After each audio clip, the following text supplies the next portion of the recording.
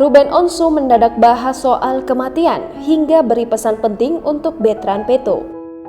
Beberapa waktu lalu tak ada angin, tak ada hujan, Ruben Onsu membahas soal kematian. Ruben dikenal sebagai salah satu artis yang memiliki hidup serba berkecukupan. Melalui akun Instagramnya, Ruben selalu membagikan kebahagiaan. Siapa sangka beberapa waktu lalu Ruben terlihat berlinang air mata membahas soal kematian. Hal tersebut ia ungkapkan saat menjadi bintang tamu dalam acara Obrolan of the Day. Mulanya dalam tayangan tersebut Ruben bercerita soal teror mistis yang sempat ia dan keluarganya alami.